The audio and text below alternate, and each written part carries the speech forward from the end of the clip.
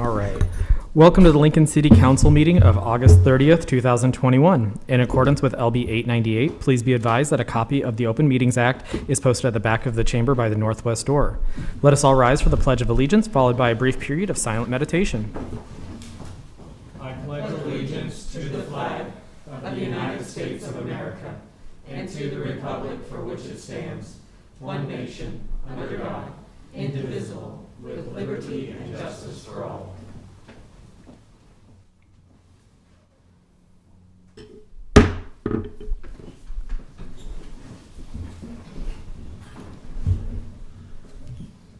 The order of business of the City Council is as follows. The clerk will call the items listed on the agenda. Under public hearing, anyone wishing to speak on an item must come up and state their name and their address to the council to identify themselves. Please identify if you're representing any organization or if you're speaking in favor or in opposition. Anyone wishing to speak on an item on the agenda may come forward. The applicant who then put forward the agenda item may make one short rebuttal. Each speaker should begin by stating their name, address, and organization, and whether you're in favor or in opposition to the item. Testimony is limited to 5 minutes per speaker. After all public hearings, the council will vote on resolutions and items listed under third reading. On the second and last Mondays of the month, immediately prior to adjournment, anyone may speak on any issue not on the agenda for that date nor planned for a future agenda, and that is today. Will the clerk please call the first item of business? Our first item of business today is a brief memo stating that due to the Labor Day holiday, City Council will not meet on Monday, September 6, 2021. Up next would be our consent agenda, which would be sections 1 and 2. Is there anyone here that would like to speak on this item?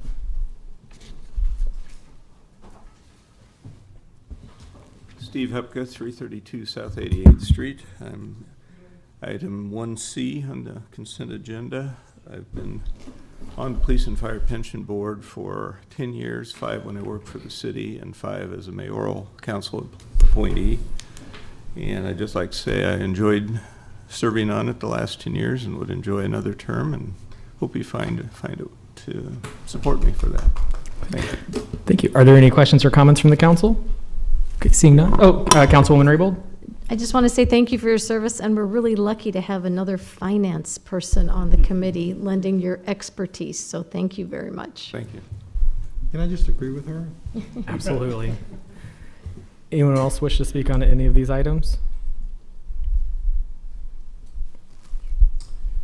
Hello, Johansi Christie, 555 South 10. I'm going to do a brief introduction of Don Wesley, who does not need an introduction. He served the Lincoln community for many, many years. But I would like to remind you of a couple things. First of all, he's a Northeast High School grad, I believe, so been in Lincoln vast majority of his life. Elected to the legislature, I think he was 24 years old. And when he retired after 20 years in the legislature, he was just 44 years old. So he has obviously an extensive career in politics and serving the community. After that, as you all know, he was elected mayor of the great city of Lincoln in 1999. We are grateful to have him serve on the Charter Revision Committee. We think that he'll bring a lot of expertise and knowledge, and we're grateful that he is willing to serve, and we hope that you approve his appointment. I don't know if he would like to say anything. Thank you, Mr. Christie, and appreciate that. And your father, Thomas, is one of my best friends over the many years together. I want to thank the mayor for the confidence she shows in me, and I want to thank all of you for your service. Been here a lot the last few weeks, and I've seen how hard a job you have. I've known that for many, many years, and thank you for what you do. Look forward to giving a little bit back on the Charter Revision Commission, and would look forward to the chance to serve. Are there any questions or comments from the council at this time? Just want to say I think it's great to have another Rocket come back and serve city government. Well, I saw Doug Emery's name on there, so, so you'll have at least 2 of us to take concerns for Northeast Lincoln on the Charter Revision Commission. So absolutely. Thank you all. Thank you for your service. Is there anyone else that wishes to speak on any of these items? Pat Lopez, Health Director. I wanted to speak tonight about Jay Jarvis, who is up for appointment on our Board of Health. Jay has a long history of, he's one of the co-founders of Laszlo's. He's currently their Director of Operations. He's involved with the Nebraska Restaurant Association, and he's been part of our Food Advisory Committee as well. But more importantly, Jay also has been recognized for his environmental leadership, and he's been awarded for, received an award for business and industry in that area in waste reduction and waste recycling. And he's also been a recipient of the Downtown Leadership Award. We feel Jay will bring a lot to the Board of Health, especially with his business knowledge in different areas, and contribute to the diversity of our board. So we're pleased that he's willing to serve. Jay Jarvis, lifelong Lincolnite, founder of Laszlo's back when the Haymarket wasn't the Haymarket in 1990. Believe a lot what the health department's done over the last 20 years, and very pleased to, I've lived in a lot of the big cities, and we have an amazing group at the health department. It's a true gem, so I'm happy to help with whatever way I can. Are there any questions or comments from the council? Councilman McGinnis? I want to just thank you. I want to thank you, Jay, for going ahead and taking some of your time off or time out away from work to come and help the county board. Yeah, I do feel sorry for you a little bit because you're going to have to work next to this guy. So I'm happy to do it. no, he is a rocket. You're an old Spartan, aren't you? I'm a Spartan. Okay. Any other questions or comments from the council at this time? No. I look forward to working with you. Is there anyone else that wishes to speak on any of these items? Adele Burke from the Mayor's Office. I'm excited to introduce Shandana Kadak, who is a nominee for the Commission on Women and Gender. She is a great community volunteer, particularly active at LPS, and she is also employed with Nebraska Department of Health and Human Services. We're excited to bring her with some of her diversity and her experience volunteering in the community. So if you want to share anything else. Sure. My name is Shandana Katak. You need my address, right? It's 9339 Wildfire Road, Lincoln, 68512. Where to begin? I moved to United States. I'm originally from Pakistan and moved here to go to school. My husband and I both graduated from North Carolina State University, and we came here because of his job at UNL about 20 years back. We've been very fortunate to have both our kids here in Lincoln, and one has graduated out of LPS and is at UNL, and the second one is still in high school. I have been very much involved with LPS volunteering, and the chair of the forensics committee at Southwest High School. And I do participate in several other opportunities to volunteer around town. And as for professionally, I am working with Nebraska Health and Human Services since 2013. The reason why I would like to be on this commission is that I have attended some of the conferences, seminars in the past, and I've been very impressed with the work that they have done, in particular with the survey and the work that follows after the survey and the results that they share. So it would be an honor to serve on this commission. Thank you so much. Are there any questions or comments from the council at this time? Thank you. Thank you. Thank you so much. Is there anyone else that wishes to speak on any of these items?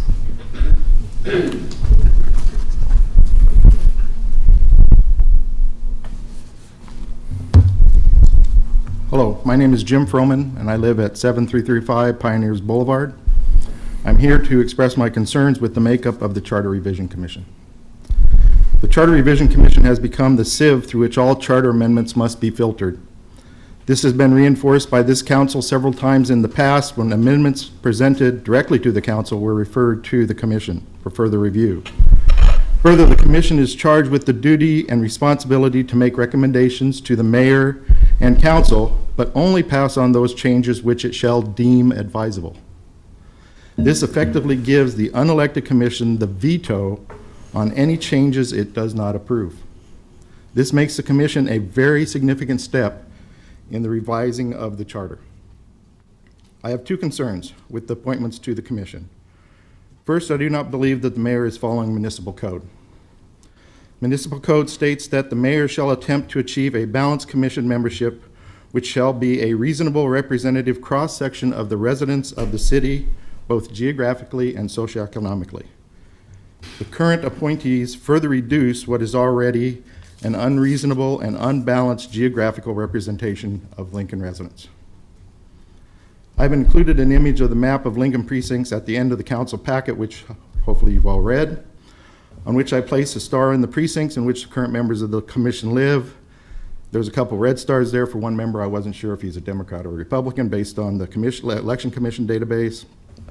And in boxes, there are the 3 appointees that are currently, will be before this council. The east side of the northeast quadrant will be overly represented if 2 of these appointees are confirmed.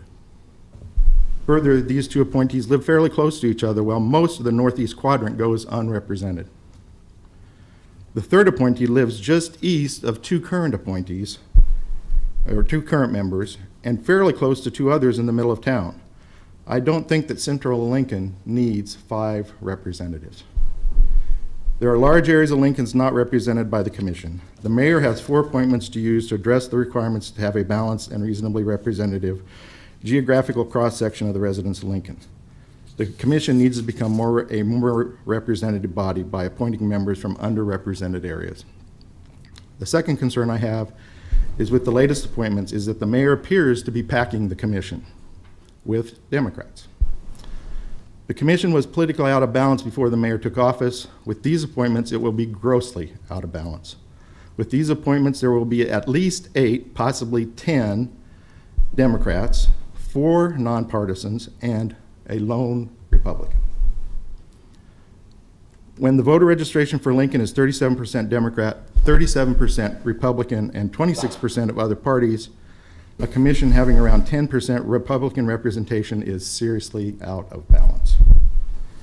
Since many of the revisions reviewed by the commission will be seen as partisan concerns, it is important that the commission membership be politically balanced. Otherwise, the commission's decision will be challenged as political rather than based on what's best for Lincoln.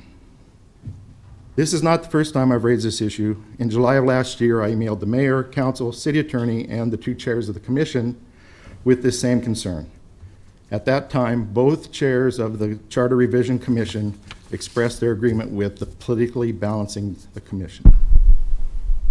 In these divided times, it is important to have government bodies that are seen as representative, fair, and balanced. It is especially important that the Charter Revision Commission be seen in this light, given its key role in the revision of the city's core document. I'm asking this council to put on hold today's confirmation and future appointments to the commission to give the mayor a chance to reconsider these appointments, to allow additional time to work towards a geographically and politically balanced commission that can be trusted by the citizens of Lincoln to look out for what's best for Lincoln. Thank you. Thank you, Mr. Froman. Does the council have any questions or comments at this time?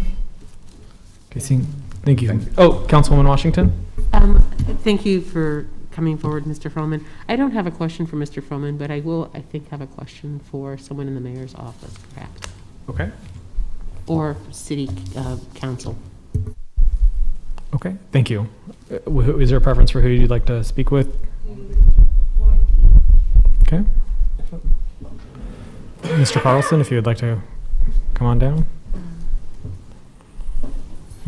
Thank you, Mr. Chairman. If you have remarks. John Carlson with the mayor's office. Hi. Hi. If you have remarks prepared, I'll let you just say, okay. Then I have a question. How many how often do vacancies come up on the Charter Commission? And will there be any vacancies in the next 18 months? Yeah, we get to be able to talk about the rotations. Yeah. Sure. So there are, I don't remember the exact number, but it's probably 3 or 4 who come up that their terms end every year. But there aren't natural term limits. So if an individual has been serving well, is interested in still continuing, they could be reappointed at the point that their term expires. And there are 3 or 4 of those every year. Right now, there actually is one vacancy that we have not filled. So that is present. But vacancies occur all the time for different reasons. People might move out of town or for some other reason not wish to serve. So that's why, we consider applications on a rolling basis in our system. And we encourage people to apply whenever they feel like they'd like to start getting involved. Thank you very much. Any further questions? City Attorney. Okay.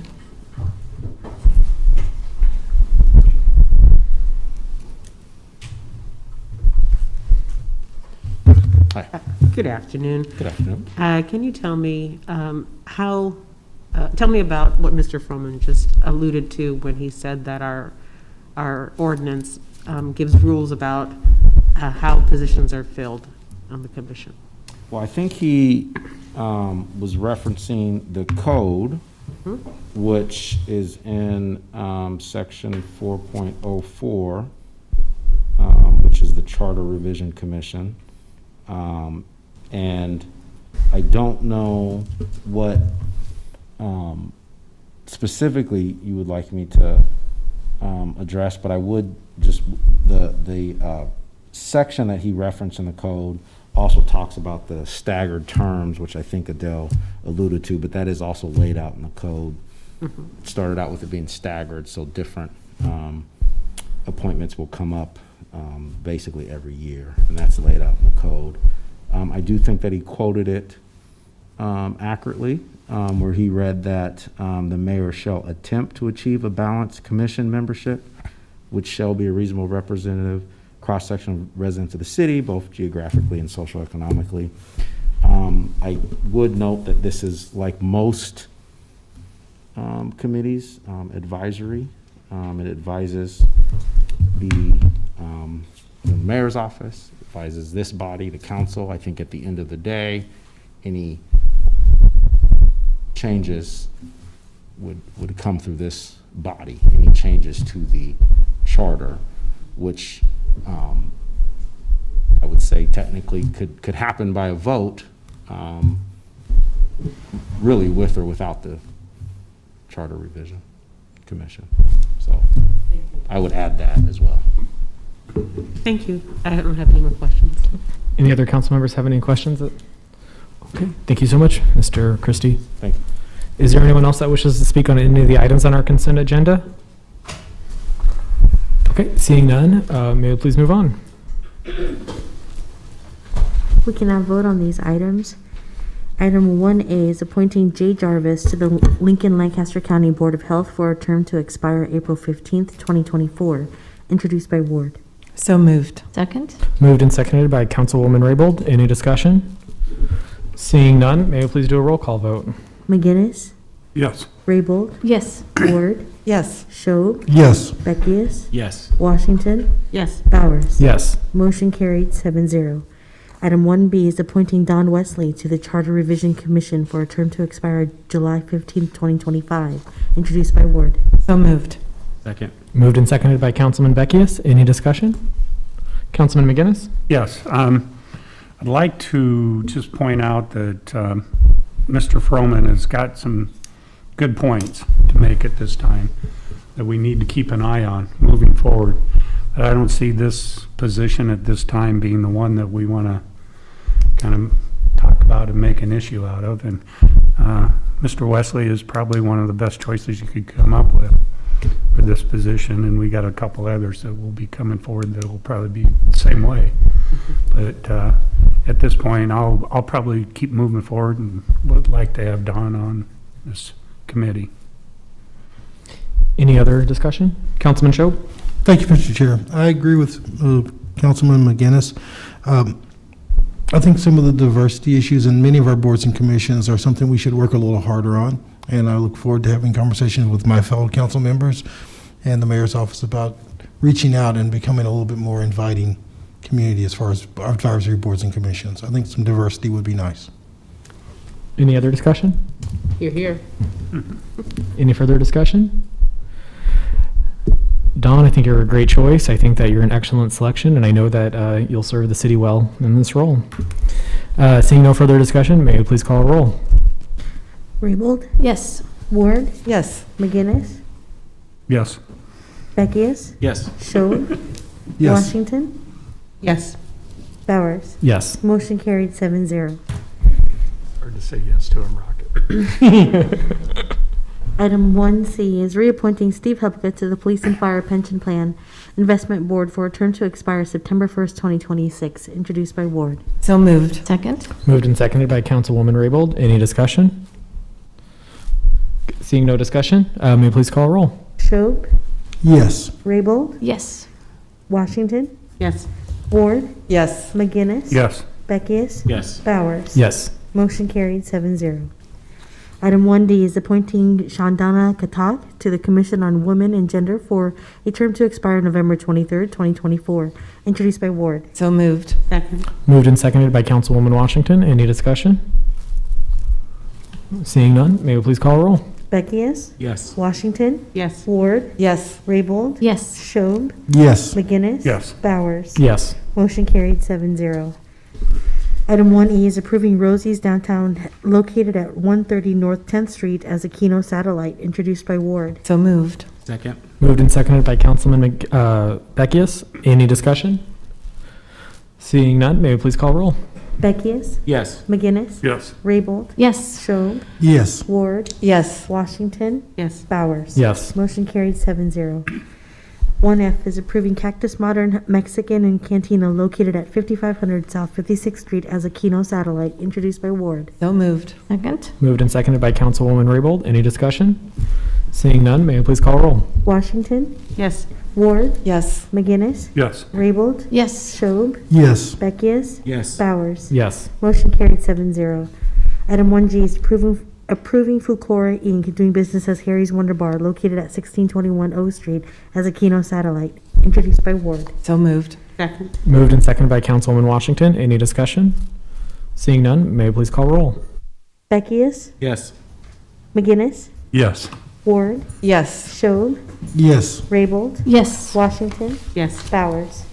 Yes. 7-0. Items 2A and 2Bs introduced by Schob. So moved. Second? Moved and seconded by Councilwoman Raybold. Any discussion? Seeing none, may we please call roll? Raybold? Yes. Washington? Yes. Ward? Yes. Schob? Yes. Beckius? Yes. McGinnis? Yes. Bowers? Yes. Motion carried 7-0. We'll move on to our Section 4 Public Hearing Liquor Resolutions. Item 4A is application of BDF LLC doing business as Captain Jack's for a special designated license to cover an irregular shaped outdoor area measuring approximately 350 feet by 350 feet at the Polygon Lot located at 605 North 8th Street, 8th and T Street on September 25th, 2021 from 12 p.m. to 11 p.m. Is there anyone here that would like to speak on this item? Okay, seeing none, we will go ahead and move on. Mr. Chair, seeing no one coming forward, I make a motion that we approve this item. Second? Moved by Councilman Schob, second by Councilwoman Raybold. Any discussion? Seeing none, may we please call roll? Beckius? Yes. McGinnis? Yes. Raybold? Yes. Schob? Yes. Ward? Yes. Washington? Yes. Bowers? Yes. Motion carried 7-0.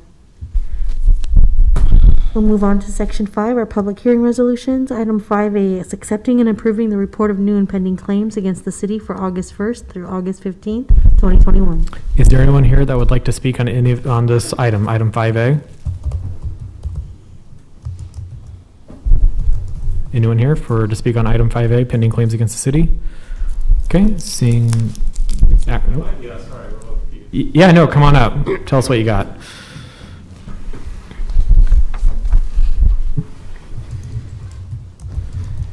If it's about snow and ice, it'll be the next one, but if it's like a claim against the city where you sought to get paid back for damages from the city? Okay, perfect. Yep, that is us.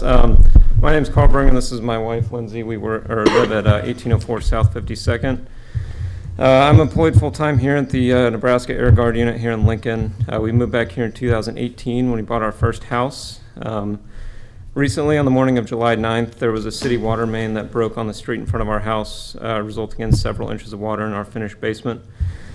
It was too much to clean up ourselves, so we had no choice but to hire another company to deal with that. The total bill came to $4,408.53. We made the request to the city attorney's office and water department since it was in the street and not a result of anything we did, yet they denied to cover the cost, mentioning that there was no negligence on their part.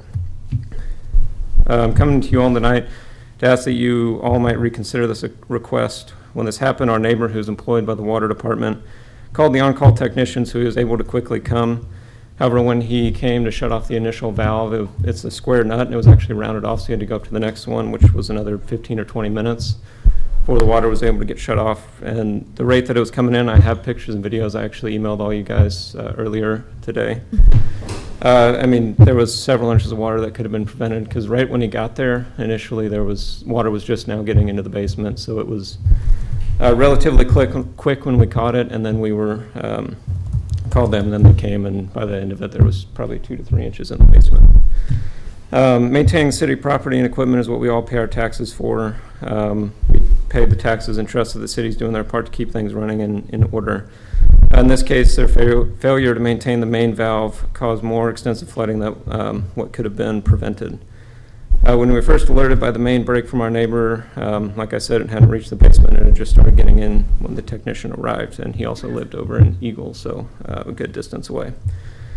If it had been just a little bit of water, we could have cleaned it up ourselves. However, with several inches, and then with my wife being about 7 months pregnant at the time, and I'm not an expert in mold prevention or remediation or anything, so we decided to call in professionals and do that.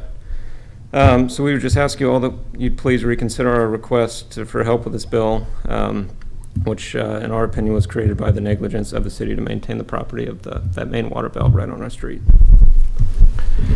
Are there any questions from the council at this time? Okay, so here's kind of the process of what will happen. So since you came up, you provided information to the council. The council has an opportunity to ask questions of you all. Since the council doesn't have any questions, what we would then do is we would invite then our Director of Transportation Utilities to come up and provide any information that they might have, and then the council then ask questions from the director. Once she's completed, then you have the opportunity to come back up and provide a rebuttal to anything she said that you might disagree with, or any more information that you want to share at that time. Okay. Once the rebuttal happens, I'll see if there's anyone else who wants to speak on any item. If there isn't any other items that people want to make a claim on, then we move on to the other parts of our agenda, so 5B, C, D, E. Then we go back to voting on our resolutions. So then we go back to item 5A, and then if a council member votes to remove your claim from the list, that would mean that you would then get reimbursed. If a council member does not make the motion to remove your claim and we vote to accept it, then that means that there would not be a reimbursement. Does that make sense?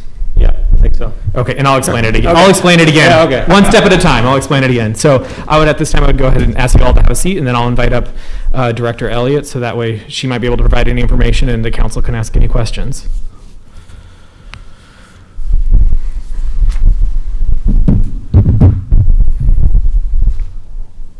Thank you. Liz Elliott, Director of Lincoln Transportation and Utilities.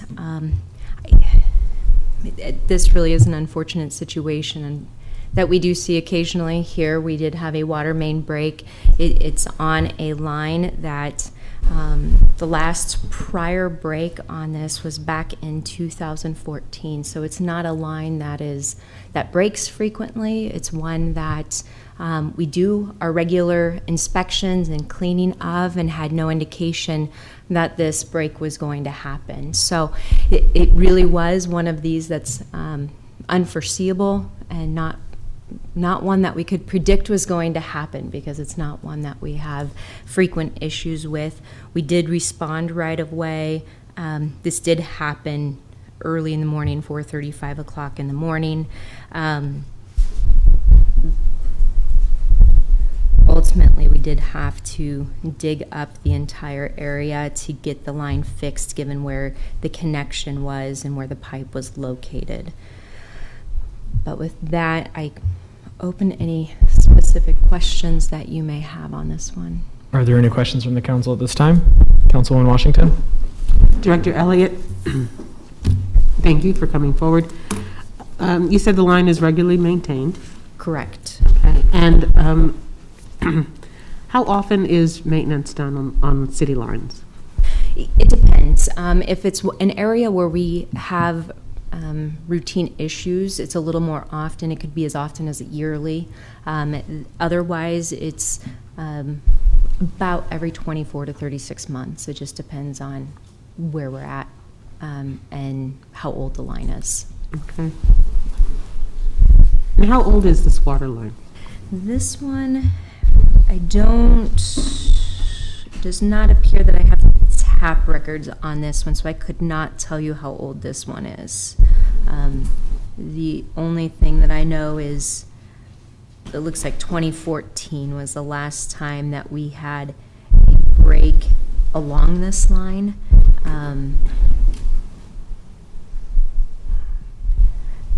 I would have to get back to you on the tap records for that one. All right, thank you. We'll do Councilwoman Raybould, then we'll move to Councilman Shob. Thank you, Director Elliott. Can you tell us a little bit about the delay caused by the shutoff valve being, I guess it was round or something like that? Can you talk a little bit about the closest valve to the break not being able to be shut off? On that one, let me just double check. We were out there. There's no indication on some of these. It does take a little bit more to shut off, and whether it's corrosion or age or something else. I don't have any indication here that there was a problem shutting it off, so I would have to look into that portion of the incident. The records I have here don't reflect problems with shutting it off, so I'm unclear what caused that. Because I know the claimant did say that they had to go further down the line, causing more water to keep flowing into their home. I'm happy to look into that to see what was going on that. One quick moment here, real quick.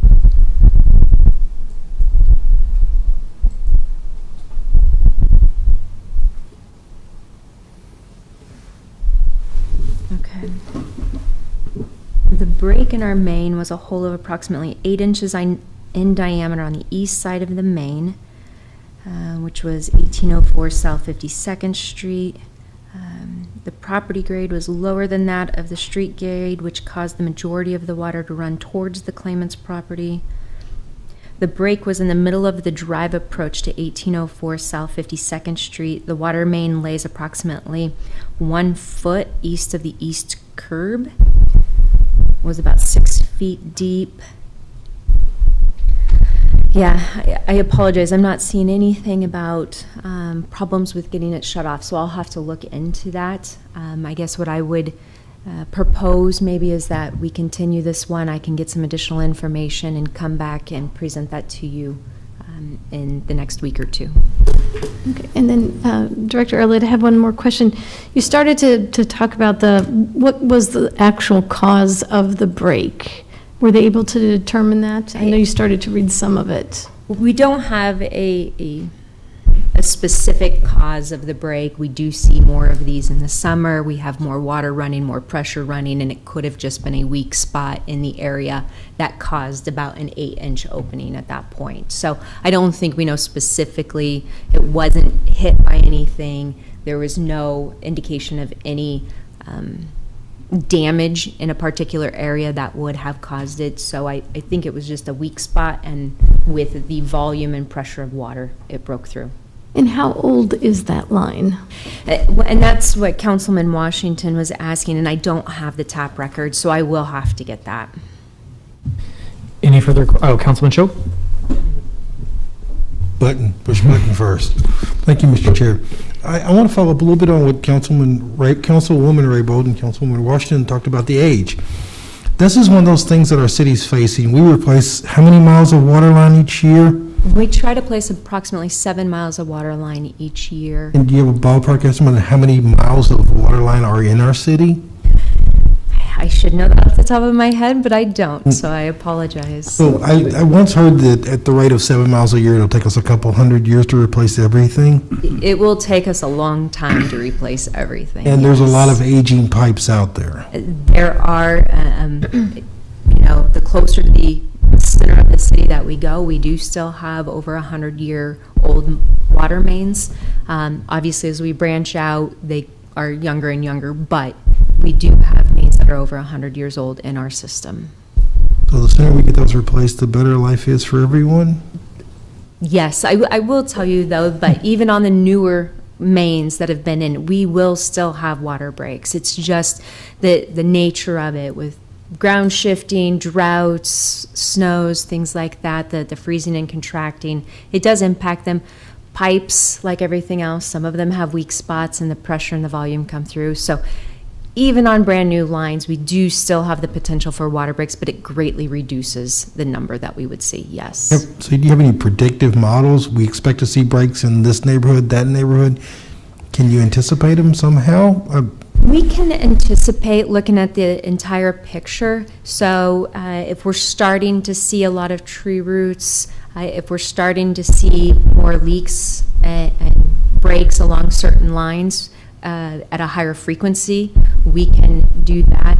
We did do a study a few years ago that kind of helped us prioritize the order of replacements based on all of that data. How frequently are we having to clean out? How frequently are we having breaks? And that will help us prioritize where we start replacing. But aside from that, it's not necessarily that we have a specific year for each pipe in town. Thank you. Thank you, Mr. Chair. Councilwoman Raybold? Just, I do intend to follow Director Elliott's suggestion of requesting a delay, and I didn't know if my colleagues had any rebuttal questions for the Bergens. Are there any further questions for Director Elliott at this time? Okay, seeing none, I would invite the Bergens to come on back up and to provide a rebuttal.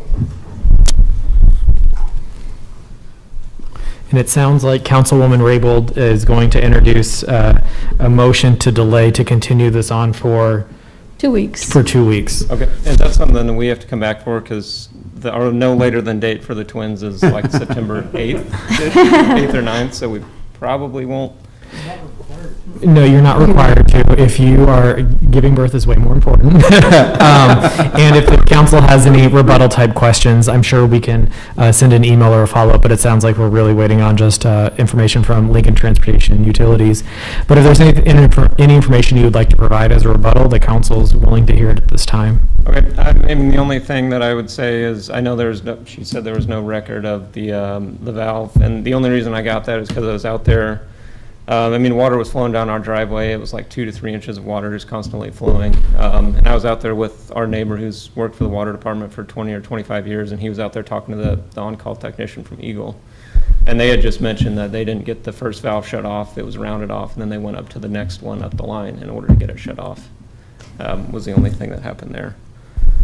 So I guess I have a question. It's typically a square valve that they... That's the way they explained it to me. I've never actually looked at it. He said that it was just rounded off, and they weren't able, for the tool that they have, to actually get it shut off. I think it, 6 feet down. And from what I've seen, I think it's a square nut.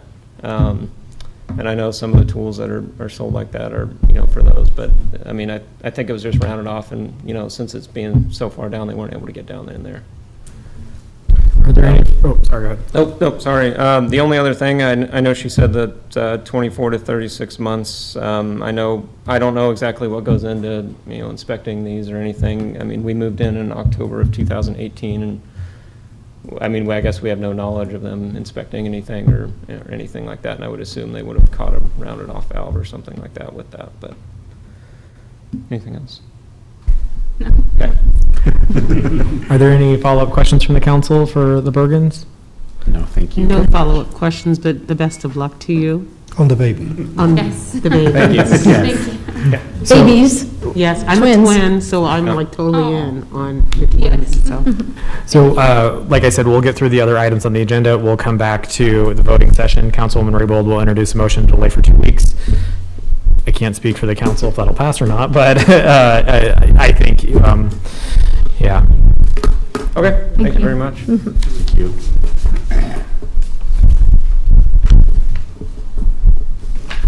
All right, anyone else that would like to speak on any other claims?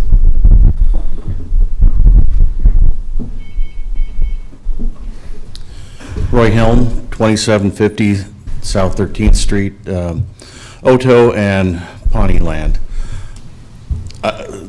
Given the last claim and conversation, it's a little bit disturbing and unsettling as also a property owner. And I know that we take on a lot of responsibilities and assume a lot of liabilities when we own property in the city.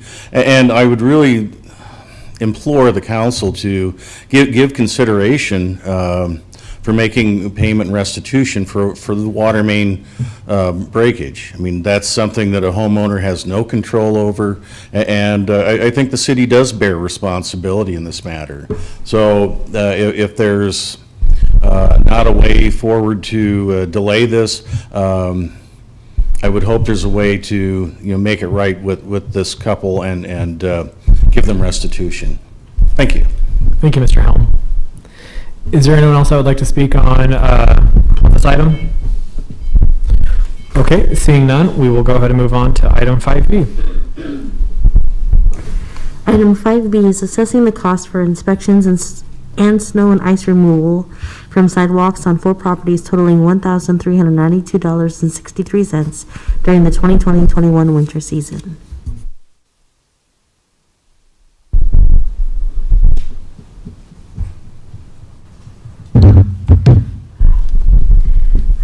Good evening, Liz Elliott, again, Director of Lincoln Transportation and Utilities. Wanted to just provide a quick update on this for council. We did hear from one property owner for the property on North 54th Street. That individual is going to pay, I believe he contacted us on Friday, so we had to get through this before he could take care of it. But other than that, that just leaves the 3 properties on here as well. Other than that, we have not heard from these property owners. I'm not sure if anyone's here. These were the snow removal process where we gave a number of requests for them to be cleared. They weren't cleared, so we used our city contractors to go out and clear the sidewalks. Obviously, we need them to be as clear as possible for pedestrians and ADA requirements and those types of things. So with that, I would submit it. And Are there any questions for Director Elliott? No. Okay, seeing none, thanks. Oh, Councilwoman Raybold, sorry. Yes, Dr. Elliott, could you explain the process? And perhaps you might know of some resources if someone is not able to shovel the snow. I know it's hard to think of snow coming soon, but I guess we have to talk about it. No angel. absolutely. As far as resources would go, if someone is unable to, there is a program. It is not run by the city, but we do facilitate calls and we do reach out to them, and that is the Snow Angels program. So we would, one, encourage anybody to help and volunteer as part of the Snow Angels program, but two, if you are unable to physically or other reasons not clear your sidewalks, then they can absolutely call LTU and we can refer you to Snow Angels, but there's also some contact information on our website about Snow Angels.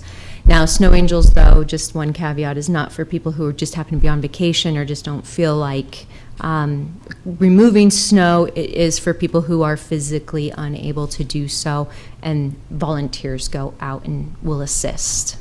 So that is one opportunity.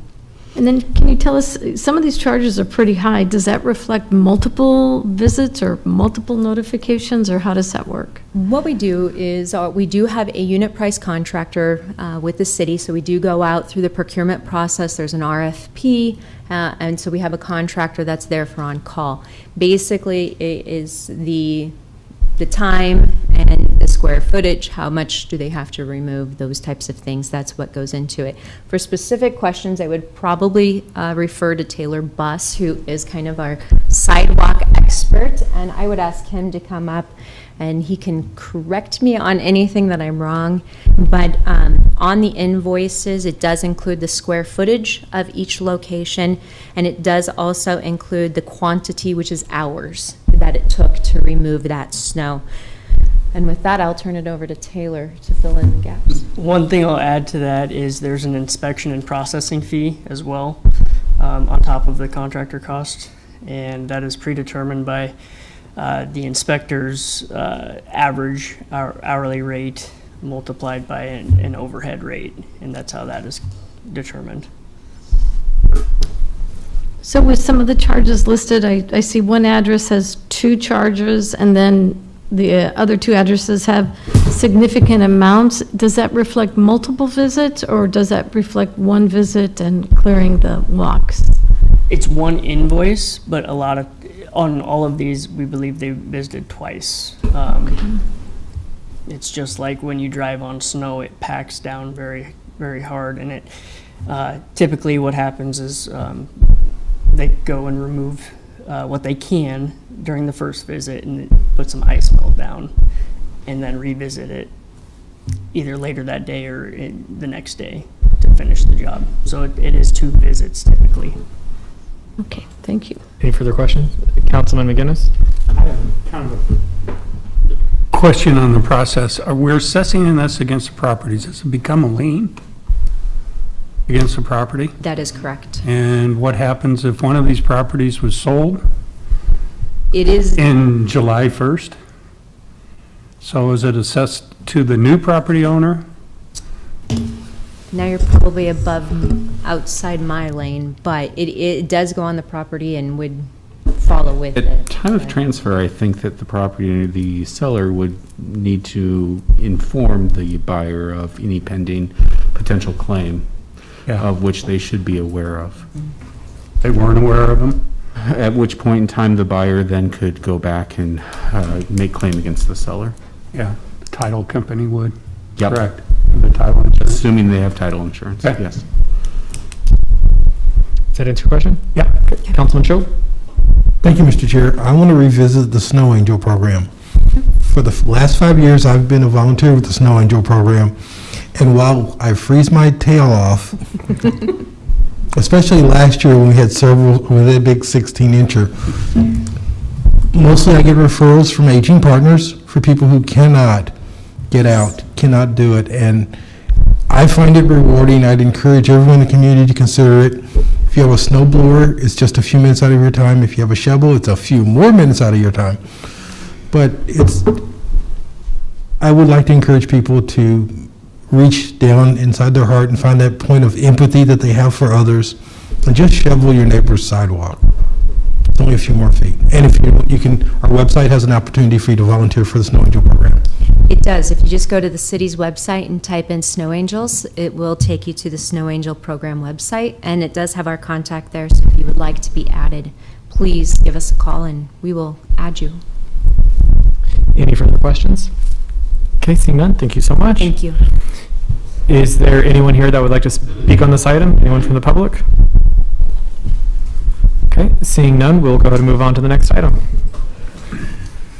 Item 5C is Comprehensive Plan Conformance 21013, application of the Urban Development Director to review as to conformance with the 2040 Lincoln-Lancaster Comprehensive Plan, proposed amendments to the Antelope Valley Redevelopment Plan and the North 27th Street Corridor, and Environs Redevelopment Plan to include 23rd and Y Street redevelopment project for 2 apartment buildings with a total of 36 dwelling units, including affordable housing units on the property generally located between North 23rd and North 24th Streets on the north side of Y Street. Good evening. I am Dallas McGee with the City Urban Development Department, 555 South 10th Street. This is an amendment to two different redevelopment plans because it happens to locate in two redevelopment plan areas, so we're amending both redevelopment plans. One is the Antelope Valley Plan. The second is the North 27th Street Corridors Plan. So both will be amended. The language will be very similar in both amendments. The amendment will create a project area along between 23rd and 24th Streets on the north side of Y Street. It's just over half a block. It's about just under 1 acre in size. The project will consist of 36 housing units in two buildings. 6 of the units will be designated as affordable at 80% of the city's AMI. The developer is Aaron Bird of LA Real Estate, and Aaron is here today, as is Ann Post, and they're both here and can present some additional information on the project. The project was presented to the Planning Commission August 4th, where the Planning Commission found the proposal to be consistent with the city's comprehensive plan. Preliminary plans of the project were presented to the Urban Design Committee in July. The Urban Design Committee made several comments, and Aaron and his staff are revising those plans to reflect the comments, and will be presenting them back to the Urban Design Committee September 7th. Anticipated cost of the project is about $4.2 million, with $955,000 in tax increment financing used to assist in public improvements and public enhancements. We're now working on the redevelopment agreement that we expect to bring to you in October or November, and that will detail many of the items that are addressed in the redevelopment plan amendment. Also with that, we'll be bringing to you a change of zone, an alley vacation request, and a CUP that will coincide with the plan amendment, or with the redevelopment agreement. I'd be happy to answer any questions that you have. Also, I would invite Aaron Bird and Ann Post up here to assist in answering any questions you have. Are there any questions for Mr. McGee at this time? Councilman McGinnis? Yes, this is a good project. I'm glad you guys are on it. Is this going to be a owner-bought TIF project, or is this going to be a small TIF project? It will not be a small TIF project. We can ask the owner if he intends to purchase the TIF himself or use a lender. Another quick question: what happens when the property values change during the discussion? We go with the current base value, right? We go with the base value, and if the values rise, then the increment will increase. Okay. Is that the nature of your question? If the base value goes up. Oh, the base value goes up, then the TIF amount will go down. Is the base value based off of the date the TIF is signed? Or the redevelopment agreement is? I'm not sure what it would be in this case. Okay, I'll ask the attorney. You can ask the attorney. I'm sure she will Thank you. have that. Any other questions? Councilman Washington? Thank you, Mr. Chairman. I just have one other question. In reading through the material on this project, and it sounds like a great project, and I'm so glad that it includes affordable housing units. But there was a mention that when they come back to us in the redevelopment or with the CUP, they'd be asking for a parking ratio lower than what it is. And so, since we're voting on parking ratios as part of that whole group that we've got a little bit later in the agenda, I'm wondering if it's going to be lower than what we're voting on and making normal, or lower than what it is today before the vote. Well, what I can say is the estimates that we have today, I can give you those numbers, and those hopefully will continue, but they may be revised as we're working on the redevelopment agreement. The 36 units would require 1.5 parking stalls per unit, which would be 54 parking stalls. As it's proposed today, the development will have 50 parking stalls, so it's just short of that. Okay. We would need a waiver to approve it with the 50 parking stalls. Thank you very much. Any further questions for Mr. McGee? Okay, seeing none. Thank you so Thank you. much. Ms. Post?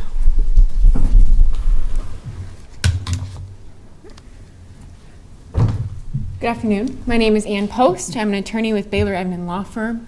I'm here today on behalf of the redeveloper, LA Real Estate and its affiliates. And so, yes, to echo what Mr. McGee said, the anticipated redevelopment project would have 36 units. The discussion is that it would include 6 affordable units. To get to your point about, Councilperson Washington, your point about parking, as has been brought up with several of these infill redevelopment projects before, and as you're aware, because of the code amendment that's in front of you later on your agenda, parking really dictates what we can do with these redevelopments. There are times where you actually start with parking and back it up to what you can do with the project based on how much parking you can get on the site. Yep.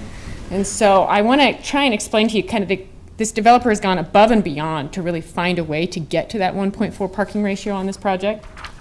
Apologize, this site plan isn't quite as clear as I might like, but should illustrate the point. So as part of this project, what we're actually doing, if we can zoom in, if I can figure out how to do that. Does that button do that? Wasn't that one? Oh, here we go. There you go. Oh, we got there. Thank you. Okay. So if I can zoom in on this plan, what you'll notice is as part of this project, what we're proposing is to actually vacate the alley that's behind and runs down the middle of the length of the block. The developer will vacate it, will purchase the alley and pave the alley, and then dedicate a public access easement over it.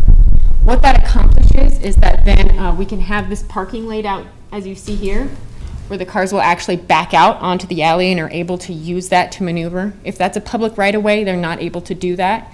Because we're putting the investment in to actually vacate it, pave it, and dedicate that public alley is how we are able to utilize that space for parking stalls while still maintaining kind of the connectivity of the neighborhood and of the block. And so those are the lengths we've had to go to get to that 1.4 ratio in this type of infill development. Thank you for explaining that. Thank you. So that's where that is with parking also. This project is potentially, of course, we're still talking about the redevelopment agreement. We don't have it finalized yet. But we're looking at including, again, energy enhancements, the same and similar to what we've saw at the 25th and Vine redevelopment project. We're excited to be able to bring that as a part of this project and this redevelopment plan. And so I think to answer Councilperson McGinnis's question about how we determine what our base year is. So you're getting to a question I think is really fun, wonky, into tax increment financing. So I'll do my best and let me know if I need to step back a little bit. But so it's based on what your effective date is. The effective date of your redevelopment agreement is just defined in the contract. Your effective date, once you've set your effective date, you have to put your notice to divide into the county assessor before August 1st of the year of your effective date. And that dictates that 1 year before your effective date is when your base value is set, and then your base value is as of that effective date. Okay. And so that's where you only have so much leeway to pick what that effective date is because you have to get that notice to divide in before August 1st. Okay. With that, again, this is in an extremely blighted area, so those are going to be 6 affordable housing units for 20 years as opposed to the 15 years, and the tax increment financing it would be for, again, 20 years instead of the 15 years. So with that, I'd be happy to answer any other questions you might have about this project. Are there any questions? Councilman Beckius? No questions, Ms. Post. I would just like to thank you and your client, Mr. Byrd, for his continued interest and investment in this particular area of town. Looking forward to it. Thank you. Any further questions for Ms. Post? Councilwoman Raybold? Yes, Ms. Post, thank you very much for coming. Could you tell us a little bit about the public infrastructure that is going in? I think you mentioned the alley is one, but with the tax increment financing. What the proposed tax increment financing would be used for? Yes. Right. So as of now, in our discussions, first that would be for site acquisition cost. There is, we're assembling a block that's not cheap to do. That'd also be for potentially for acquisition of that alley that we're going to have to purchase to pave. It'd also go for paving, and paving of that, potentially for paving of that alley has been part of the discussion. As well, it would be for energy enhancements, is something that would be included in that. Let's see, and Dallas can let me know if I missed anything else in that list. But it's going to look, oh, there is also some sewer relocation that we're going to have to do. So that's going to be a part of that. But again, those will be fleshed out in more detail in the redevelopment agreement that's going to come ahead in front of you in potentially August or November. Thank Also you. facade enhancements, sorry. Okay, that's facade good. as well. It all sounds good. Any further questions from Ms. Post? Okay, seeing none, thank you so much. Thank you. Is there anyone else here that would like to speak on this item? Okay, seeing none, we will go ahead and move on. Item 5D is Comprehensive Plan Conformance 21015, application of the Urban Development Director to amend the Lincoln Center redevelopment plan to adjust the Lead Place Residence redevelopment project boundary and increase the TIF amount on property generally located at 1125 Q Street.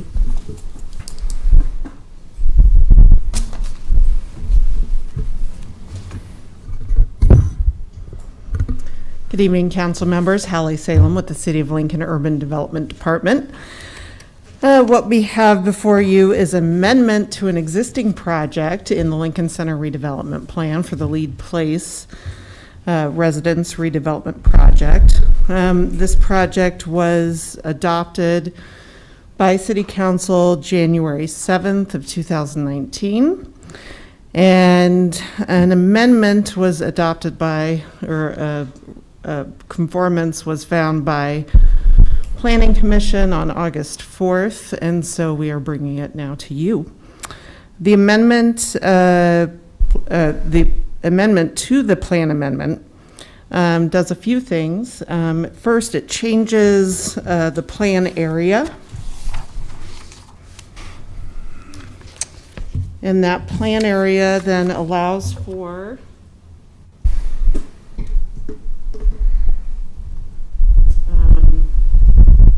an inclusion of the city parking garage,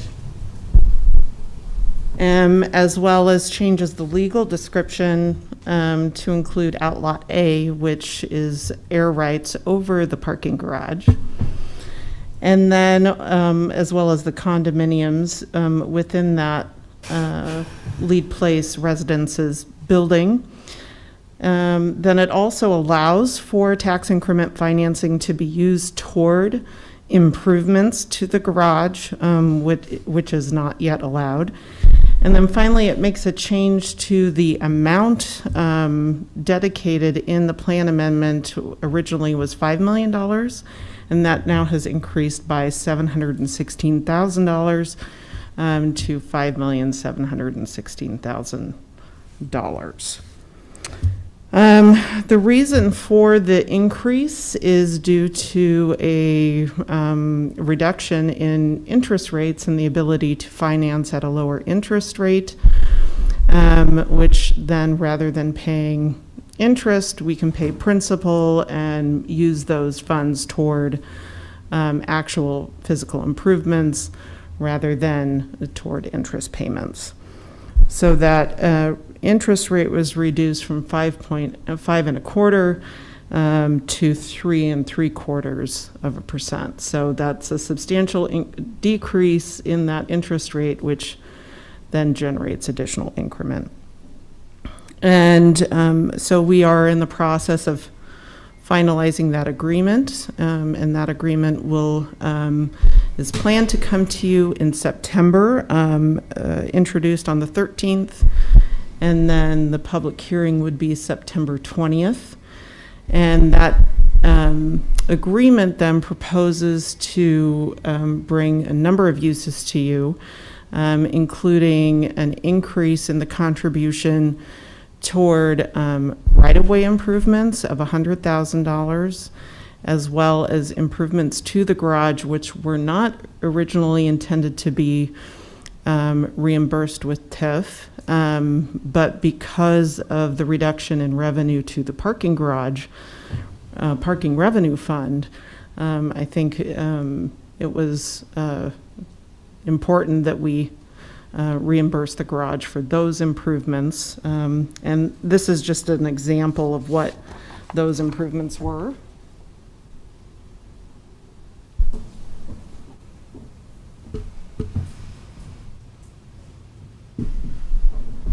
So this is just the opening between the garage and that liner building. It puts a frame in there, and then as well as a wall, essentially, to prevent anything from being able to be put in between that garage and the new facade for the Lead Place building. And then the final thing other than fees, the final thing that increase in increment would go to would be for facade improvements, and they saw a increase in the cost of facade materials as well. So that will help alleviate concerns for both the city as well as the developer. Tom Houston is here also representing the developers, so if you have any questions for me, I can answer it. Otherwise, I can answer also after Tom comes up. Are there any questions at this time? Okay, seeing none, thank you so much. Mr. Chair, members of the council, my name is Tom Houston. My address is 233 South 13th Street, Suite 1900 here in Lincoln. On behalf of Lead Place Limited Liability Company, regarding the Lead Place residence at 1125 Q Street, adjacent to the Q Place garage. Hallie correctly explained what is in front of you, the amendment to the redevelopment plan that was first adopted by this council 2.5 years ago. Just to remind you a little bit about what this project involves, there are a total of 44 condominium units. The building's a condominium regime, so we have updated the plan based upon the legal description of the condominium regimes. Floors 1 through 7, excluding floor number 2, are really commercial units. They're office spaces, and I think those are fully spoken for. And then floors 8 through 22 are condominium units, residential condominium units, and there's 38 of those units. And the project, in addition to adding the legal description, we are updating the project area to include the garage. Why we didn't include it 2.5 years ago, I have no idea. It makes a lot of sense to me now that we do it. It should have been then. World has changed since then. Then the parking revenue fund, as mentioned by Mrs. Salem, was flush, and it is not now because of the decrease in downtown parking. So we're able to provide some additional assistance to the city to make those changes, principally caused by it's a simple interest rate reduction. And the only party that's not going to make as much money, I suppose, is the banker that's making the tax increment financing loan. We're reducing the interest rate in the same amount of projected debt service based upon the incremental taxes is going to fund the differential. So the additional increase of the principal sum from $5 million to $5,716,000 is really caused by the interest rate reduction. And most importantly, we're splitting that equally between the city and the redeveloper. And actually, the city's getting a little bit more of a lion's share, more than the 50%, but to help offset those additional costs that the city incurred to make the garage accommodate this project. I thought I'd update you on the schedule. The building has been topped out now. The windows are being installed on the upper floors. A lot of the interior units are now completed. The expectation is that the full occupancy will occur sometime in January of 2022, so we're several months away from that. And as mentioned by Ms. Salem, we will have an amendment to the redevelopment plan coming forward in September. And we think this is a win-win for everybody, a win for the developer and a win for the city to help pay for some of those additional costs incurred. The costs, obviously, this project, like many projects during the pandemic, have been slowed down. There's supply chain problems, and the cost of materials substantially increased during the construction process, and that's why we're allocating the tax increment financing sum between the city and the redeveloper. So with that, I'd be happy to answer any questions that you may have. Are there any questions? Okay, seeing none, thank you so much. Thank you. Is there anyone else that would like to speak on this item?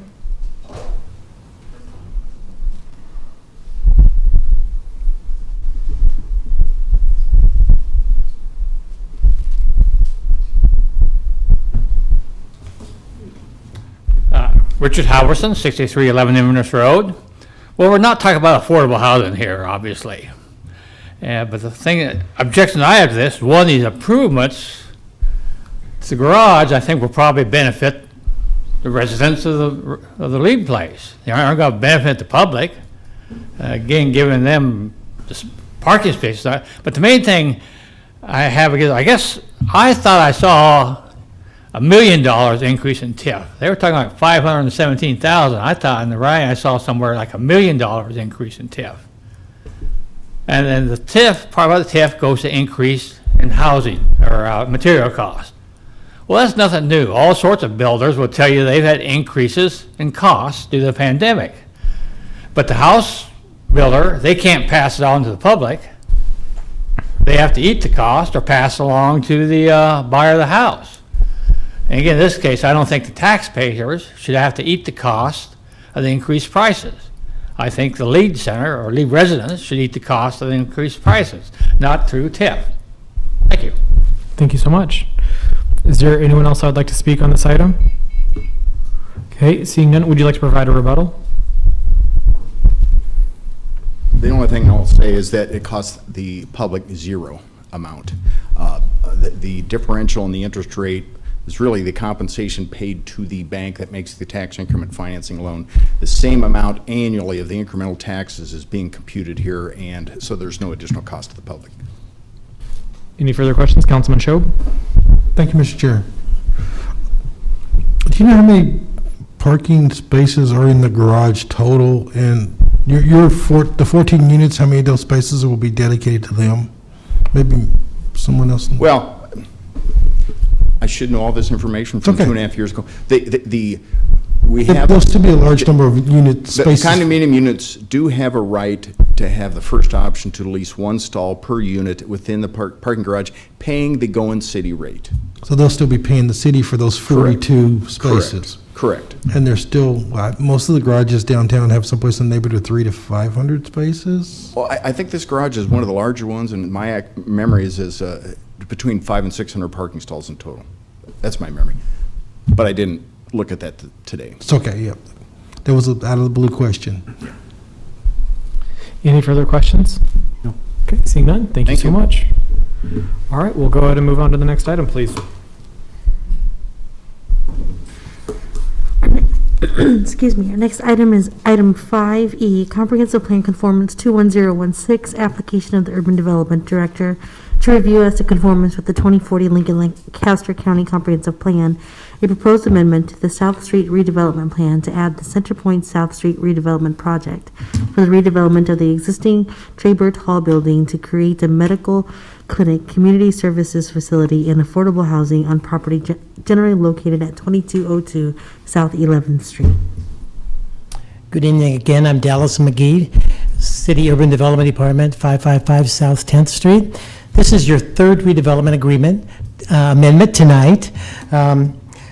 What I will say about this one, it is a project on South Street. The South Street redevelopment project area extends from 6th to about 17th Street.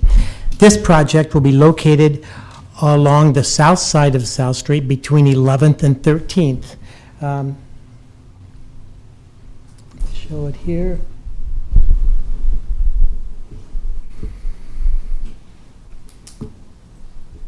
South Street is just at the top of the screen. Down at the bottom is Saratoga. The diagonal lines represent the project area. The building itself, the existing Traybert Hall, is located right here. The amendment will create a project area that focuses on Traybert Hall. The project will consist of a renovation and addition to Traybert Hall. The first floor will be renovated as a medical clinic and expanded to the north of the existing building. The second floor will be renovated and used as a community services facility with office space, training, and conference rooms. The third and fourth floors will be renovated into 32 affordable housing units designated for low-income residents at 60% of the area median income. The plan amendment for this project was approved by the Planning Commission. in August 4th of this year, and is as being consistent with the city's comprehensive plan. CenterPoint representatives Topher Hansen and Tom Houston are here today and can provide you additional information on the project. The anticipated total cost is about $17.6 million, while the TIF estimated is at $840,000. We will be getting into the more detailed discussions in the coming weeks and months that will identify the specifics of how the TIF will be spent and other arrangements between the developer and the city. I'd be happy to answer any questions, and I know Topher and Tom are here to provide information as well. Are there any questions for Mr. McGee at this time? Okay, seeing none. Thank you so much, Mr. McGee.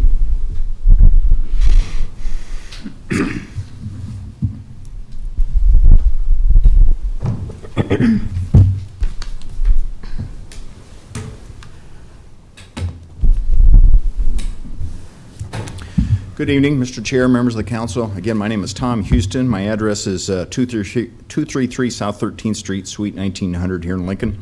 On behalf of CenterPoint, obviously with me is Topher Hansen. What we have in front of you is the former Trabert Hall located at 11th and South Street. The official address is 2202 South 11th Street. CenterPoint acquired this property from Lancaster County in January of 2019. And it's taken this long to get this far. This is one of the more complex financings I've ever seen in my career. But the Trabert Hall is a 5-story concrete fortified building. This building is a very strong skeleton, and that's why it would make sense to renovate it for this use. What you'll see on the overhead, if I can zoom back a little bit. This 5-story structure has accessibility problems, and so one of the challenges for the architects was how to solve the accessibility problem. There's a garden level that's about 4 feet below grade, and the first floor is about 8 feet above grade. So one of the answer to the challenge, which we have been in front and has been blessed by the Historic Preservation Commission, is a front addition that really allows the ramping and the gradual increase of the elevation for all of the guests and residents to come up to the first floor area. The two principal uses that we're having of the structure really are best facilitated by a condominium regime, again, because of the fact that we have to have separate ownership. We have formed CenterPoint South Street Project LLC, which will own the residential component, and the residential component will be floors 3 and 4, plus the garden level area, which is condominium unit number 5, and it gets more complicated from there. But suffice it to say, our limited liability company will own 3 of the units, 3 of the condominium units, and 3 of the floors. That will be taxable, and that's why we're in front of you today for the tax increment financing component of the financing. CenterPoint, as the Nebraska nonprofit, will own the second floor and the first floor, and that will be the medical clinic component of the project. So we have 2 components that really are facilitated by the condominium regime. The financing, this total project, I wish I could tell you we have some certain. We're still exploring what the final cost is going to be. It's going to be approximately $20 million for this project. We have assembled 6 sources of financing to make this thing work. We have federal and state tax credits. We have Nebraska Affordable Housing Trust funds. We have Affordable Housing Program funds from the Federal Home Loan Bank. We have donations to CenterPoint through a capital campaign, and the 6th component is the tax increment financing. Now, one of the challenges with affordable housing is don't get aggressive, don't get greedy on tax increment financing, because you'll have a tax burden to property. So we've taken a very conservative approach. The only component that is taxable is the residential component. And by statute, the valuation is really guided by, we have a special taxation evaluation statute in the state of Nebraska for affordable housing projects that really based upon the restricted rents, the restricted income that is generated by the project. This redevelopment plan amendment that's in front of you will authorize tax increment financing of up to $840,000. We anticipate that we will monetize approximately $450,000 to $500,000 of that amount. That means we will be working with the bank and pledge that tax increment financing note to the lender based upon the taxes that are going to be generated by the residential component. Because again, we want to avoid a tax burden. This is in an extremely blighted area, and it will be a 20-year tax increment financing commitment. But I can tell you, because of the low-income housing tax credits on the federal and state program, it's a 30-year commitment. And because CenterPoint will own it, it's a lifetime commitment. And frankly, when CenterPoint acquired the property from Lancaster County, it was with the understanding it could be used for two purposes: a medical clinic and affordable housing. And so that will be the only use for which the property is put for the next 100 years, would be my guess. I assume the building will last that long. I won't be here to witness. Yeah. The other thing I wanted to inform you on is the schedule. We have started some asbestos remediation, which under the community development law is possible, and we anticipate the interior will be gutted. We hope to start that this fall. The only really hard deadline that we have is we have to have residents moved into the units by the end of 2022, December 31st, 2022. That's based upon the low-income housing tax credit program and the obligation to keep the project moving, which is a challenge when you're assembling this number of financing sources and components to make the thing work. So I would anticipate that we are working with the city and on the redevelopment agreement. I would anticipate we'd be back in front of you. Hopefully it's going to be a pretty simple agreement, because I think it will be a pretty simple agreement. We'll just, it will be applicable to the residential component where the 32 housing units. And this will be I think it will be a bright star along South Street. I did want to point out the elevation, the architectural rendering, and here's one from a different view, but I think it's going to be a great addition to South Street and really be an impetus for additional investment along South Street. Trayward Hall sat vacant for 5 years now, probably more, and this is a great reuse and adaptive reuse for this building, and I'd be happy to answer any questions that you may have. Are there any questions for Mr. Houston at this time? Okay, seeing none, thank you so much. Thank you. Is there anyone else that would like to speak on this item?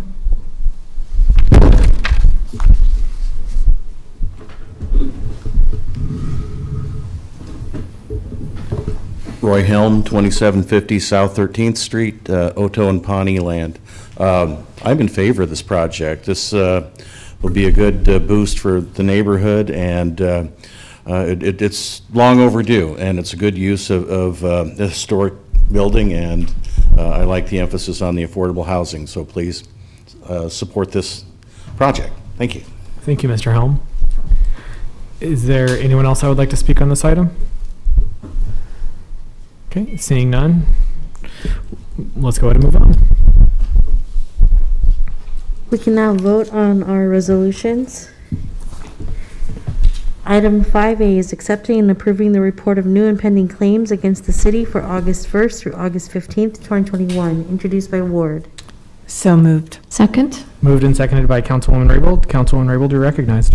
I'd like to make a motion that we delay and remove the Bergen's claim for 2 weeks to September 13th so that we can get more information from Liz Elliott, our Director of Lincoln Transportation and Utility. Second that. Moved and seconded by Councilwoman Ward. Sorry, I couldn't figure it. Councilman McGinnis, you're recognized. No, I'm fine. I was just going to second it. Any discussion?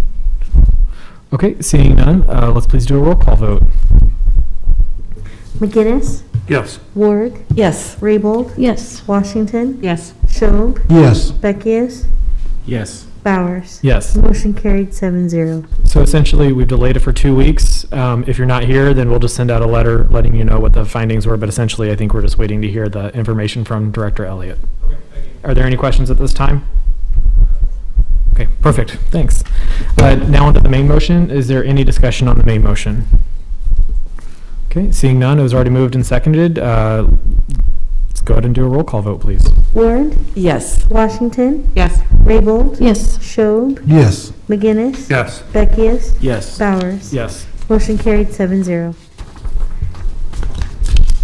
Item 5B is assessing the cost for inspections and snow and ice removal from sidewalks on 4 properties totaling $1,392.63 during the 2020-2021 winter season, introduced by Ward. So moved. Second.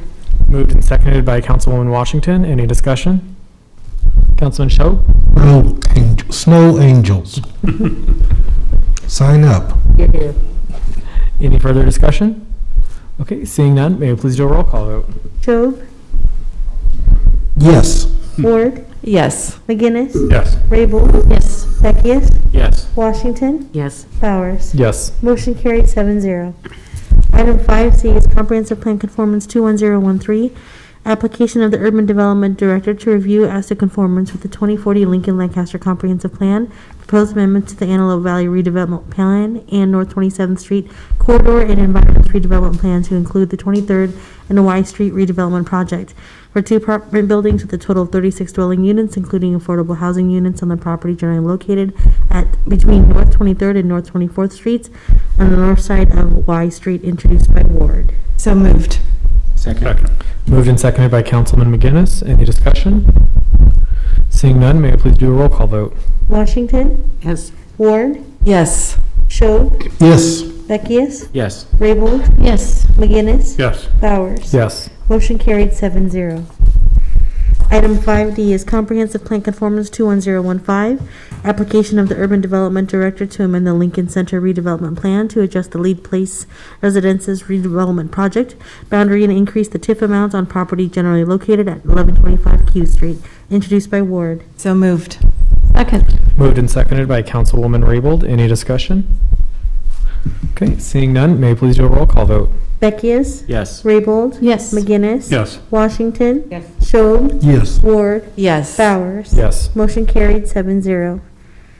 Item 5E is Comprehensive Plan Conformance 21016, application of the Urban Development Director to review as to conformance with the 2040 Lincoln Lancaster County Comprehensive Plan and proposed amendment to the South Street redevelopment plan to add the Centerpoint South Street redevelopment project for the redevelopment of the existing Traybert Hall building to create a medical clinic, community services facility, and affordable housing on property generally located at 2202 South 11th Street, introduced by Ward. So moved. Second.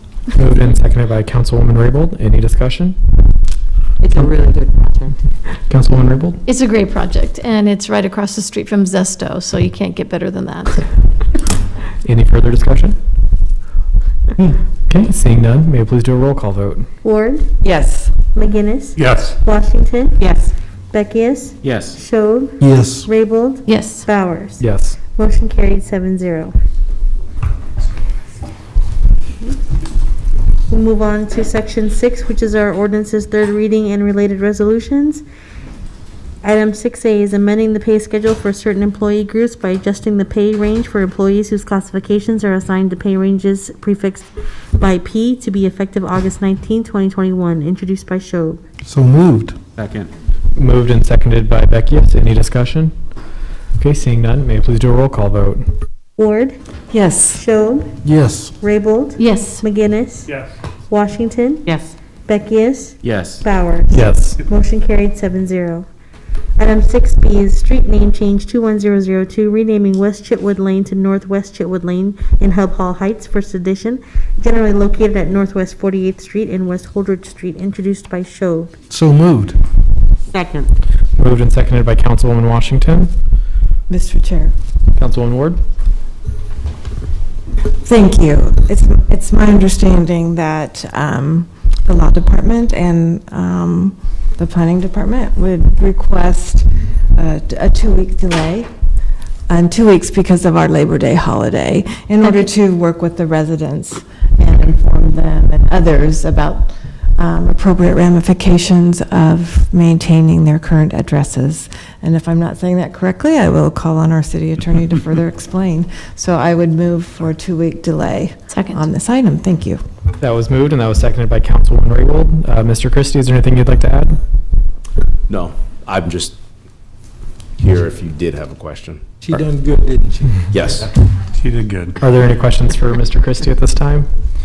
Okay, seeing none, is there any discussion at this time on the 2-week delay? Okay, seeing none, may I please do a roll call vote? Raybold, Yes. Washington, Yes. Ward, Yes. Schob, Yes. McGinnis. Yes. Bowers. Yes. Motion carried 6-0. Raybold loves you. She went up to Becky's. Now she gets to read this. No.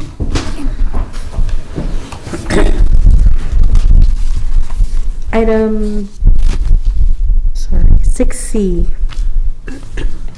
Change of zone 08041C, application of Mike Marsh to amend the existing Pinewood planned unit development to revise the layout and mix of uses on property generally located at the southeast corner of South 70th Street and Pine Lake Road, introduced by Shob.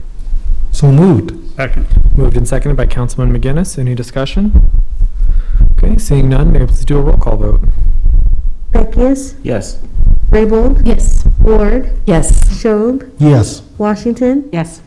McGinnis. Yes. Bowers. Yes. Motion carried 7-0.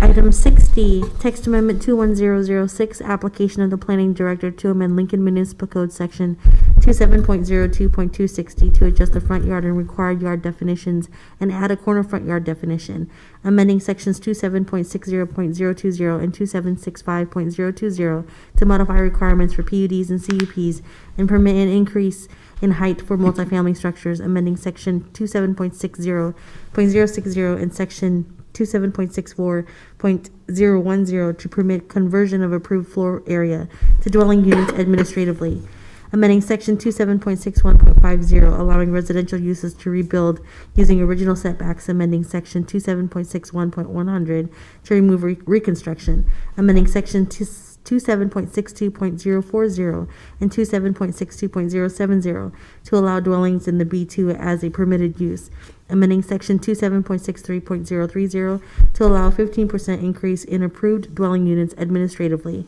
amending section 27.67.020 to reduce parking requirements in various districts, amending section 27.72.020 and 27.72.030 to modify the lot requirements and height in various districts, amending section 27.72.060 to address porch projections into corner front yards, amending section 27.72.070, defining the corner lot front yard requirements, amending section 27.72.080, amending exceptions to front yard requirements, and repealing the same sections of the Lincoln Municipal Code as hereto existing, introduced by Shob. So moved. Second. Moved and seconded by Councilman Beckius. Any discussion? I will just, sorry. Yeah, Councilman Beckius. Sorry, thank you. I would just like to say that these housing text amendment updates and changes are transformative, are a first step for our community, and I think will go a long ways in reducing administrative burden on development in our community. These are good changes. I can't wait to see more. Any further discussion or comments at this time? Here, here. Awesome. May I please do a roll call vote? Beckius, Yes. Raybold, Yes. Ward, Yes. McGinnis. Yes. Washington. Yes. Shob. Yes. Bowers. Yes. Motion carried 7-0. Item 6C is approving the Sky Park Apartment redevelopment agreement between the city and Sky Park Apartment relating to the redevelopment of property generally located at 1301 Lincoln Mall, introduced by Shob. So moved. Second. Moved and seconded by Councilwoman Washington. Any discussion? Councilman McGinnis? Yes, again, I just wanted to reiterate that this is a good project overall, and it's a very creative project, and I'm glad that we got people in our community that are willing to step up and do projects like this. It take a little bit of extra, but they can get through it and get it done. So I want to say thank you to the owners and the way they've stuck with this and to make this project work. Any further discussion? Okay, seeing none, may I please do a roll call vote? Ward, Yes. Shob, Yes. Raybold, Yes. Beckius, Yes. McGinnis. Yes. Washington. Yes. Bowers. Yes. Motion carried 7-0. Item 6F is amending the fiscal year 2021 CIP to authorize and appropriate $1,331,676 in tax increment financing for the Sky Park Apartment redevelopment project, introduced by Shob. So moved. Second. Moved and seconded by Councilwoman Raybold. Any discussion? Okay, seeing none, may I please do a roll call vote? Washington. Yes. Ward. Yes. Shob. Yes. McGinnis. Yes. Raybold. Yes. Beckius. Yes. Bowers. Yes. Motion carried 7-0. Item 6G is authorizing the issuance of tax allocation bonds for the Sky Park Apartment redevelopment project in the amount not to exceed $1,331,676, introduced by Shob. So moved. Second. Moved and seconded by Councilman Beckius. Any discussion? Okay, seeing none, may I please do a roll call vote? Ward, Yes. Raybold, Yes. Schob, Washington, Yes. McGinnis, Yes. Beckius, Yes. Bowers. Yes. Motion carried 7-0.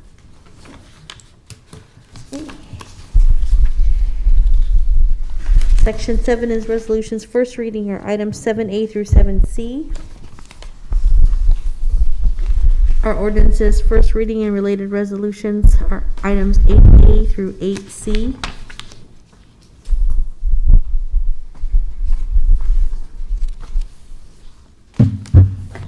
Yohansi Christie, City Attorney. Items 8B and 8C, we are requesting be removed. If the council, if someone would be willing to make a motion for that, and then a vote to remove items B and C. The issue is that they are on, I think, they're in the wrong category, and so we need to start the process over with the lease agreement. Mr. Chair, Is my I'd understanding. like to make a motion that items 21-107 and item 21-108 be removed from our agenda. Second. Moved by Councilman Schob, seconded by Councilwoman Raybold. Any discussion on that? Seeing none, may I please do a roll call vote? Yes. Ward, Yes. McGinnis, Yes. Schob, Yes. Washington, Yes. Beckius, Yes. Bowers. Yes. Motion carried 7-0. Section 9 is our pending list date certain, our items 9A through 9C. Our pending list, section 10 is items 10A through 10C.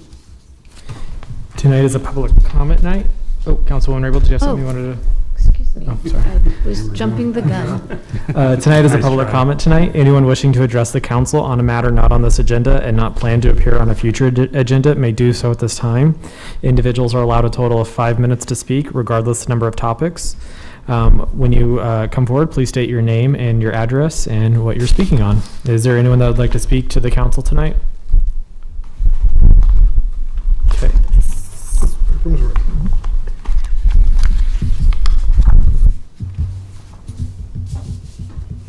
Well, Roy Helm, 2750 South 13th Street on Oto and Pawnee land. I just want to thank our city leaders, Mayor Baird and Director of Health, Pat Lopez, for having the courage to reinstitute mask mandates for indoors. I know that that will probably ruffle a lot of feathers. I'm surprised there aren't more here this evening to express their displeasure, but I think it's an important step. It's unfortunate that those who have not been vaccinated are now paying a huge price for not being vaccinated. And I've said before that as taxpayers and citizens, I don't feel that I should really have to pay for someone who hasn't been vaccinated and pay for their care. So that will be doled out in other forums, formats, and channels. And I'm also getting myself prepared for, what may be another common practice is just wearing or having your vaccine card available for display. It's I don't feel like it's a target or anything that I lord over anybody else, but it just I think should make people more comfortable, and we should be comfortable in sharing that information with our community members. So again, I thank everybody for their time and their leadership and for everything you do, and especially for our clerks for their work, and hopefully things will improve from a medical standpoint, and as we see vaccines becoming approved by the FDA, the other two, hopefully more will be convinced to put needles in their arms for good. So thank you again, and let's see if we can win a football game next Saturday. Thank you so much. Thank you, Mr. Helm. Is there anyone else that would like to address the council at this time?